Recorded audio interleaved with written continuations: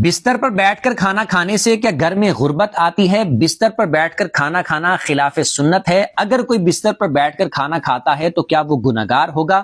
بستر پر بیٹھ کر کھانا کھانے کا حکم کیا ہے؟ ان ساری باتوں کا جواب توجہ سے سن لیجیے گا۔ یہ بات یاد رکھیں کہ بستر پر بیٹھ کر کھانا کھانا خلاف سنت تو ہے، کیونکہ نبی پاک علیہ الصلوۃ والسلام کا مبارک طریقہ یہ تھا کہ نبی پاک علیہ السلام زمین پر دسترخوان بچھا کر وہاں پر کھانا تناول فرماتے تھے۔ اگر کوئی بندہ بیڈ پر، چارپائی پر یا کسی بھی بلند جگہ بیٹھ کر کھانا کھاتا ہے، جیسے ٹیبل پر، ڈائننگ ٹیبل پر بیٹھ کر کھانا کھاتے ہیں، تو وہ سنت تو ظاہری بات نہیں ہے، کیونکہ سنت تو یہ ہے کہ زمین پر بیٹھ کر کھانا کھایا جائے، لیکن اس کو ناجائز، حرام یا گناہ نہیں کہہ سکتے۔ یعنی اگر کوئی بندہ بستر پر بیٹھ کر کھانا کھا رہا ہے تو یہ نہیں کہیں گے کہ بستر پر بیٹھ کر کھانا کھانے کی وجہ سے اس نے کوئی حرام کام کر دیا ہے، وہ گنہگار ہوگا۔ تو گنہگار نہیں ہوگا۔